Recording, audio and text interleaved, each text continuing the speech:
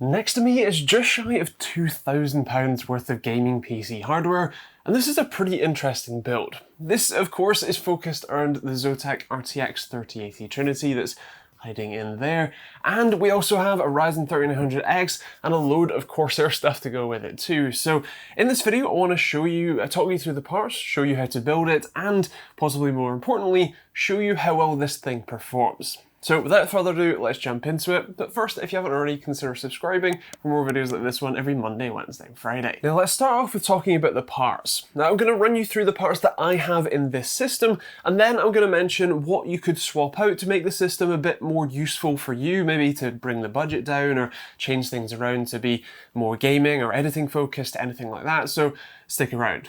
So starting off, like I said, we're focusing on the RTX 3080. This is the ZOTAC Trinity model. This is a very nice card. It's very high-end, has lots of performance on tap, as we'll see. And if you're playing at anything from 1080p to 4K to super ultra-wides, this thing can pretty much handle it. As for the CPU we're pairing it with, I'm using a Ryzen 9 3900X. Now this is an incredibly impressive 12-core CPU, but if you're watching this anytime from a week or two after this video goes up, the 1500X will be out and you might want to pick that one up instead. It will cost more money than the 3900X currently does. In fact, the 3900X seems to be fairly heavily discounted, so might be a good buy, but either of those options are really good. Now the motherboard both of those things connect to is the ASRock B550 Steel Legend. This is a great board. I've done a review of it already, you can check out the cards up above, but suffice to say this is a really decent option, especially since if you do want to use those newer Zen 3 Ryzen 5000 series chips, they just drop in. Even if you want to buy a 3rd gen CPU now and then swap in for a 5th gen CPU in 6 or 12 months time, that's perfectly possible. Now as for the RAM, the one that I specifically have is a 32GB kit of Corsair Vengeance Pro RGB, which is a 3000 MHz kit. I would highly recommend, if you're using these Ryzen CPUs, to go with 3600 MHz instead, although this didn't actually end up giving a massive performance loss, including in things like productivity, which you would expect to see a bigger hit in. Either way, I'd still recommend it, but that's what I have available to me, so that's what we'll be using. The CPU cooler is also from Corsair. It's their new H100i Elite X. It's their new shiny 240mm AIO. It looks pretty fancy and does a pretty good job of keeping the CPU cool too, so that's a good shout. Now, the M.2 SSD we've got in here is the Kingston KC2500. It's the 1TB model, which means we have a good amount of space to store some games, and of course you can always throw in more storage, larger capacities, even PCI Gen 4, as this system does support that, if you fancy, but that's what we've got today. And finally, the case and power supply are also both from Corsair, with the case being their new 4000X, a very nice tempered glass front and sided case with a heavy emphasis on RGB, and that means a lot of cable mess in the bag, but a fairly easy, fairly nice case to build in. And the power supply is their CX750F, which is also new, pretty small, fully modular, and even comes in white to match the case. So that's the parts that I've got, but what could you swap out to make this better for you? Well, the first thing is probably the CPU. You could go with a 6-core 3600 or even the 5600X when that's available if you'd prefer to focus more on gaming and bring the budget down a bit, or if you want to balance it out a little bit more, you still want to do some productivity work, video editing, whatever, or streaming, but you do want to bring the budget down, the 8-core chips are also a good shout there too. You can, of course, also swap out the graphics card. Of course, the 3070 is coming out very shortly, so that might be a good option. Or you can go absolutely insane and get a 3090 if you have more money than sense. As for the RAM, I highly recommend you go with a 3600 MHz kit instead, and if you want to save a bit of money, you could go with 16 gigs, or if you want to focus this more as an editing PC, then you could swap that out for 64 instead, if you want it. Storage is pretty up to you. Like I said, PCI Gen 4 is supported on this, so you can swap that out with a Gen 4 drive if you'd rather, or if you just want to go with a larger drive, then feel free, and of course SATA drives are perfectly compatible too. Do bear in mind the case only has two 3.5-inch hard drive bays, so you might want to plan around that, especially if you're bringing any drives from any old PCs. So that's all the parts. Let's show you how to build it. Now this is a fairly simple system to build. We're going to start with the CPU and placing it into the socket. Lift up the arm on the motherboard, align the small gold triangle on the edge of the CPU with the triangle that's on the socket, gently place it down until it falls into place, and then pull the arm back down, and that's it. Installing the RAM is also pretty simple. On this motherboard, we only have to open the tabs on the top side of the board, so crack them open, align the notch that's in the RAM with the notch that's in the slots, place it down inside and firmly squeeze it in until it clicks, and repeat for the next 4 DIMMs, and that's your RAM installed. The M.2 SSD on this board is a little trickier, as we're going to install it in the top PCIe slot that connects directly to the CPU, and so we need to remove the heatsink that's on there first. It's only 2 fairly small Phillips head screws, so remove them, place the drive in at a slight angle, aligning the notch that's in the drive with the notch that's in the slots, and then flatten it down, and then remove the peel that's on the heatsink, place it down evenly, and screw it back in. That's it done. Now, depending on what CPU cooler you have, you might need to modify the brackets that come on the motherboard to support whatever your CPU cooler needs, including removing the 2 brackets that are on the front and screwing standoffs in instead.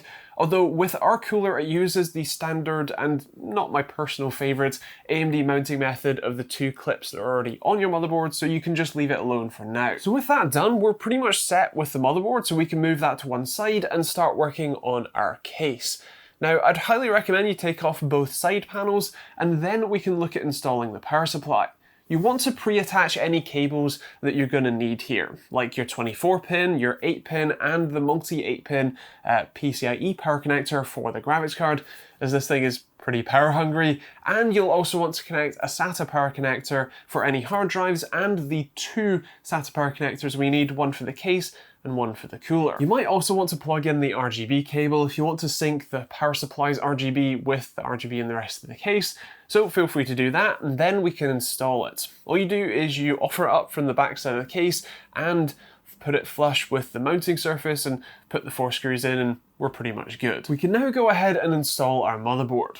Now, since this board has an included rear I/O shield and the case has all of its standoffs pre-installed exactly where we need them, all we need to do is lower the motherboard in at a slight angle with the rear I/O shield at its lowest points, place it down into, well, where it should sit. It should actually hang on the central standoff, so as long as it's in place, we can then put the 9 screws in 3 separate rows in, and that's the motherboard installed. You'll then want to connect up all of the cables, like the 24-pin on the middle right. You can also connect the 8-pin up at the top left, and you'll also want to connect all of the connectors that come from the case, including the front panel headers for your power button and resets, also the USB controller for the case's built-in RGB, and then we can look at installing the cooler. Now, you want to install the fans onto the radiator first. You want to use the longer screws here, and since we probably want to see the fancy RGB, it's going to go on the inside of the case, and therefore the inside where the tubes are pointing downwards. It takes 4 screws for each, and make sure to align the wiring so that the wires will come out of the back side of the cooler, which in our case, since the tubes are towards the front of the case, they're going on the, well, back side. Once the fans are installed, you can then offer the radiator up to the top of the case and use the much shorter screws with washers to hold it up there. You can then, once those are all done, drop the very nice magnetic dust filter back on, and we can look at installing the pump onto the CPU. Now, it might be easier if you pre-route the wiring before you install this. There is a fairly wide connector for all of the RGB and power needs, and then there is a very small wire just to tell the motherboard what pump speed it's running at. So you want to plug that into the CPU fan header and run the cable to the controller out of the back of the case.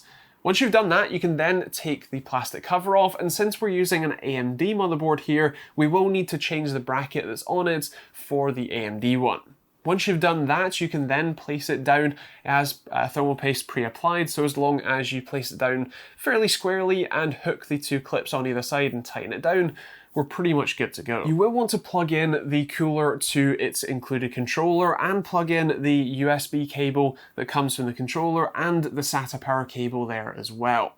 You can also connect any of the RGB fans like I have to that controller as well, and you can also plug in the actual fans themselves to that too, as then that controller will handle pretty much all of your fan power needs. And lastly, we can come around the other side of the case and install the graphics card. This is really easy. All you need to do is remove the two blanking plates that are in line and below where the PCIe slot that you're going to install the graphics card into, and then you can push the little locking tab on your motherboard down, place the graphics card in, put your two screws in, and connect your PCIe power, and that's the system built. This thing is looking really pretty, at least from the front anyway, and I think it's a really nice build. It's also relatively quiet at idle, and while it can get fairly loud under gaming load, it's certainly not the loudest or worst that I've heard, and it is just airflow noise, so also not too grating. Either way, this is a really impressive system, and I'm excited to show you just how impressive. So let's take a look at some benchmark results, starting with gaming and jumping onto productivity as well. Now, starting off with Battlefield 5 at ultra settings, well, let's face it, the 3080 is an incredible card. You're hitting Battlefield 5's 200 FPS frame rate cap pretty much constantly at 1080p, meaning an average of 199 FPS, and while the 1% lows are a little bit more, I suppose, variable at 1080p, at 1440p it's a lot more stable, 162 average and 139 for the 1% lows, and you're almost getting 100 FPS at 4K. You're getting 90 average with 85 of the 1% lows there, so a very nice experience. When it comes to COD Modern Warfare, this is a very similar story, although the 1% lows are better at 1080p. You're looking at 197 FPS average at 1080p, you're looking at 154 at 1440p, and you're looking at 96 at 4K, so whether you're playing with this system with a 360Hz monitor, you can turn a few settings down at 1080p and definitely hit that, or if you're playing with 1440p 165Hz or even 4K 144Hz, you're still going to have a great experience with this system. As for Fortnite, again, a very similar story, 175 FPS average at 1080p, 153 at 1440p, and 95 at 4K, with reasonable 1% lows across the board too. Like I said, no matter what game you throw at this, you're going to have a very good time, a very smooth and responsive experience, and of course you have plenty of CPU horsepower should you want to stretch its legs in an application like Blender. Testing with the BMW CPU render time, it was only 2 minutes and 2 seconds, which is pretty standard for 1300X, but is a very impressive score. When it comes to Cinebench, you're looking at a little over 500 points, 509 points on single-threaded, and 6,603 points on multi-threaded. Because of the slower RAM, the multi-threaded score is a little on the lower side. It should be more like 7,000, but it's still a pretty good score. And when it comes to my 10-minute Premiere test render, this is CPU only, by the way, this rendered in just 4 minutes and 22 seconds, which again is a pretty good score for a system like this and just in general really. So as you would expect, for around £2,000, you get a very impressive system. Like I said, you can modify this to suit your needs better, whether that's to bring the budget down, whether it's to go more RGB or a little bit more subtle. All of those things are definitely possibilities, and I would love to hear your thoughts in the comments down below. If you were going to build this system, what would you change about it to make it better for you? And all that sort of stuff. Also, let me know what you think of the build itself in the comments down below. I'm going to leave links to all of the parts that I've used in the description down below as well. Those will be Amazon affiliate links that will take you to your local Amazon store where you can see pricing when and where you watch this, because it can and does vary. There's also going to be a whole load of other links in the description you can check out, from Patreon if you want to get cool rewards like ad-free videos and access to our Money Men chat in the Discord, or there's also merch or hoodies or t-shirts like this one, or a load of other cool designs, and there's going to be plenty of other videos you can check out over there, including some other build guides from the not too distant past. Of course, you can also subscribe for more videos like this one every Monday, Wednesday, and Friday. And if you have any questions, feel free to either leave those in the comments or jump on our weekly Thursday night at 8 PM UK time live streams where we do sort of tech support Q&A. So feel free to jump on those. Either way, thanks for watching. Hope you enjoyed it. We'll see you all in the next video.